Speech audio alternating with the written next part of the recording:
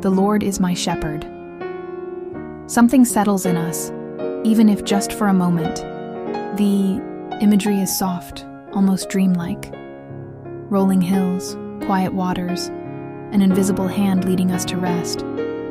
But those words are more than poetic. They are an invitation to surrender, a call to trust someone greater when life feels anything but gentle.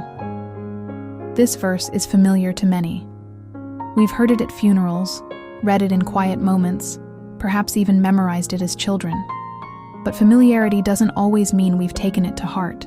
Often, we pass over its deeper meaning because we're too busy trying to be our own shepherds, carrying our own loads, solving our own problems, trying to figure out what comes next.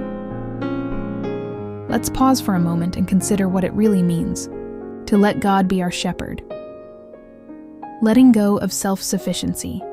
In our world, especially as we grow older, independence is often prized above all else. We want to be strong. We want to handle things ourselves.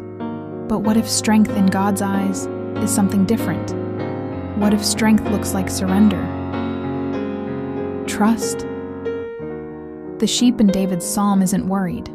It's not running in circles or trying to climb a mountain it doesn't need to. It simply lies down in green pastures, not because it found them by itself, but because the shepherd led it there. That's hard for many of us. We've been through too much. We've experienced betrayal, financial stress, the loss of people we love, and somewhere along the way, many of us started believing that we had to be in control all the time, that if we didn't hold everything together, it would all fall apart. But David, who wrote this psalm, had known chaos and heartbreak too. He had run for his life. He had been hunted, betrayed, and even broken by his own sin. Yet here he says, "I shall not want." Not because he had everything, but because he had the shepherd. The power of presence. One of the most powerful truths hidden in this verse is that provision isn't always about physical abundance. "I shall not want" doesn't necessarily mean our cupboards are always full or every prayer is answered on our timetable. It means that with God, we are never without what we truly need. A woman I once knew, Miriam, had lost her husband after a long illness. She was in her 60s, and grief had settled on her like a thick fog. At first, it was all she could do to get out of bed. The future felt empty and uncertain, but she told me something beautiful once. She said, "Every morning I wake up and whisper, 'The Lord is my shepherd,' and even if I don't feel it yet, I say it like it's already true. Somehow it's enough to get me through the day." That's the heart of this verse. Not that the journey will be painless, but that we are never alone in it. Green pastures, more than a metaphor. When David says that the Lord makes him lie down in green pastures, he's not just talking about soft grass. He's speaking of a place of rest and safety, of nourishment and restoration. But sheep don't just lie down anywhere. They need to feel safe. They need stillness. The shepherd has to clear a space, keep predators away, and guide them to where food is plentiful. Doesn't that sound like what God does for us? In a world that constantly rushes us, God invites us to slow down. While we scroll in stress, He gently urges us to rest, to trust that He is handling what we cannot. And sometimes those green pastures don't look like what we expected. The Ida might be a quiet season at home after years of busyness. They might be a moment of unexpected peace in a hospital waiting room. They might be the soft presence of a grandchild's laughter after a week of tears. We miss the pasture when we only look for the miracle, but the miracle is often in the stillness. The miracle is the pasture, still waters and the chaos within.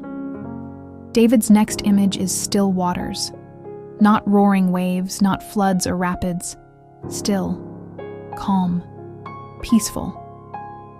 Yet how often do our inner lives look like that? For many of us in midlife and beyond, the waters within are anything but still. We carry regrets. We wonder if we've done enough. We fear for our children or grandchildren.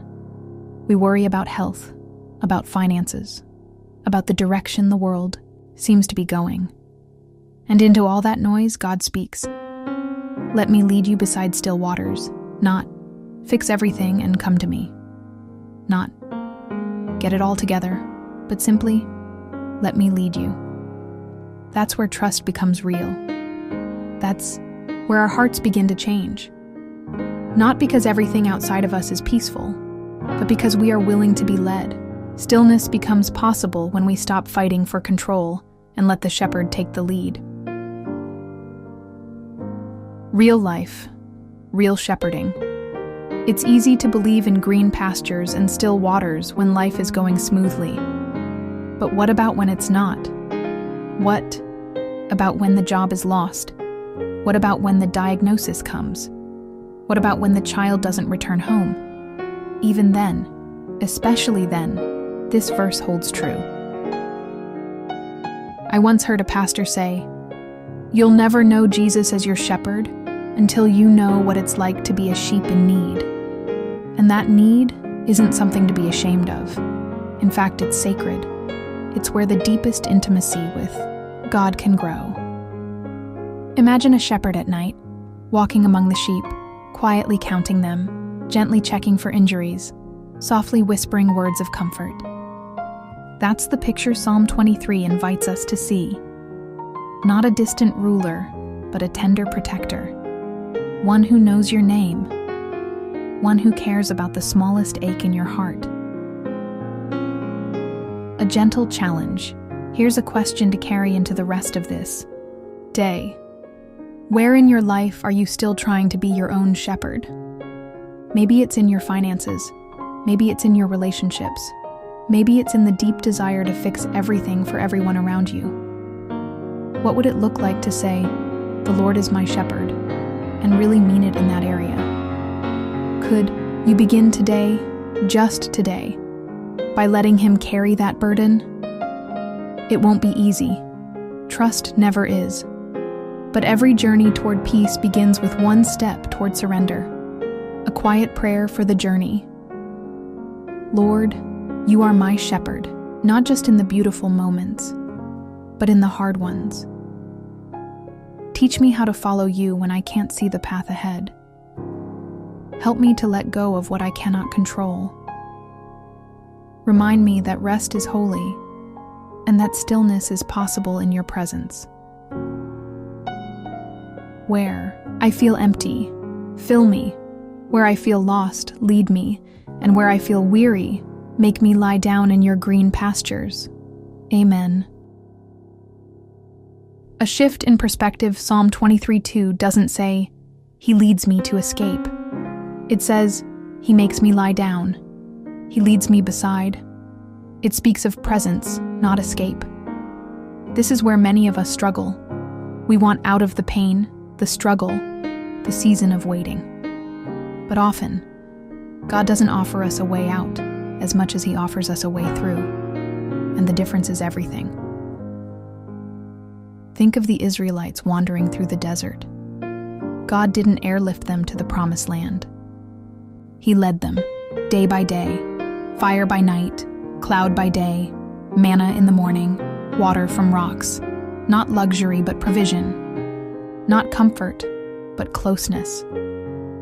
So if you find yourself today in a wilderness season, a place of uncertainty, waiting, illness, or loss, don't assume it means you've taken a wrong turn. Sometimes, God leads us through the dry places to restore something we didn't even know was broken. Restoration looks like this. It looks like peace where there used to be panic. It looks like hope where there once was bitterness. It looks like forgiving someone who doesn't deserve it and finding out that you're the one who is freed.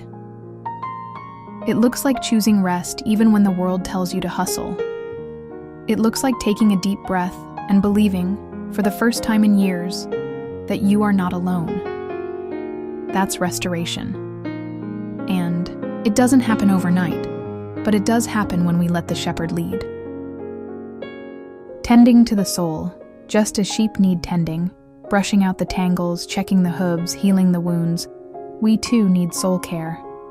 And that doesn't happen when we're running from one crisis to another. It happens when we pause. When we let God speak into our restlessness. Here are a few simple practices that can open the door to restoration. Take a real Sabbath. 1 day a week, unplug, slow down, and resist the pressure to produce. Let God remind you that you are loved not for what you do, but for who you are. Speak scripture aloud. Let Psalm 23 sink into your bones by saying it slowly, prayerfully. God's word spoken aloud can bring peace like no other voice. Make space for silence. You don't need to fill every moment with noise. Just 10 minutes of silence with God can calm storms you didn't even realize. We're raging. Write a wilderness journal. Instead of asking, "Why is this happening?" try asking, "Lord, what are you restoring in me through this?" Write what you sense, even if it's just one word. Restoration begins when we admit we are tired and let the shepherd begin to do what only he can. When God restores, he multiplies. David ends this psalm not with loss, but with overflowing abundance. Why? Because God's restoration isn't just about healing us. It's about equipping us to bless others. A woman named Clara once told me, "I used to think God was just trying to get me through the hard season. But I realize now, he was growing me so I could walk someone else through it." And she did. Out of her grief came comfort for others. Out of her healing came a heart to serve. Out of her stillness came a voice of encouragement for those still in the storm. That's what happens when we let God restore us. He doesn't just return us to who we were. He grows us into someone more whole, more wise, more compassionate. Following the shepherd through the unknown, there is a quiet but profound shift in the heart when we stop trying to lead and choose, instead to follow. In Psalm 23, David says, "He leads me." Not, "He consults me," not, "He gives me options," but "He leads." To follow the shepherd means we walk behind him, not ahead. It means we allow him to choose the terrain, the pace, the timing, even the delays. And yet, for many of us, especially those who've spent a lifetime being responsible for others, surrendering control can feel unnatural, even frightening. We've made decisions, raised children, paid bills, solved problems. To let someone else lead feels risky. But that is the path of faith. Not blind following, but trusting in someone who sees farther than we do. Trusting when you can't see the map. When we were younger, perhaps we expected God to give us the blueprint. "Just show me the plan," we prayed. "Tell me how it all works out." But God rarely gives us the full map. Instead, he gives us the next step. That's all. Think of Abraham. God didn't tell him every detail. He simply said, "Go to the land that I will show you." Think of Mary. God didn't tell her how the world would treat her, or the pain she would endure. He simply said, "Do not be afraid. You have found favor with God." To follow the shepherd is to walk even when the road ahead is not fully clear. It is to trust the voice of the one who calls us by name. A life lived in enough. A content life doesn't mean nothing ever goes wrong. It means our inner well is fed from a source that doesn't run dry. Here are some ways this might look in daily life. Simplicity of heart. Choosing. Fewer distractions, less noise, more awareness of God's presence in ordinary things. Generosity. Giving freely, not out of abundance, but out of trust that we'll always have enough. Gratitude. Noticing what we already have: health, breath, time, relationships, salvation, and giving thanks. Presence. Fully engaging in the moment instead of worrying about the next. Jesus lived this kind of contentment. He had no home of his own, no wealth, yet he lacked nothing, because he was always in the Father's will. We are invited into that same serenity, not to escape life, but to engage it with a heart unburdened by fear. The paradox of wanting less. When we begin to live in contentment, something shifts in our desires. We want less from the world and more of God. We no longer chase things that won't last. We begin to hunger for what truly satisfies: truth, love, purpose, communion with the divine. Our hearts become quieter, more restful, not because life is perfect, but because we no longer need perfection to be at peace. We just need Him. A lasting peace. Psalm 23 begins with sufficiency and ends with eternal security. Surely goodness and mercy shall follow me all the days of my life, and I shall dwell in the house of the Lord forever. That's the trajectory of contentment. It starts with trusting God for today's needs and ends with the deep assurance that our final home is with Him. No fear, no lack, no striving, only fullness, peace, presence, forever, a final prayer of contentment. Loving Shepherd, you know what I need even before I ask. You see the longings I carry, the desires I struggle to surrender. Teach me the beauty of enough. Let my heart be still in your presence. Help me resist the lie that I need more to be whole. Open my eyes to the gifts already in my life. Fill me with your peace. Help me live each day from a place of trust, knowing that because I have you, I shall not want. Amen.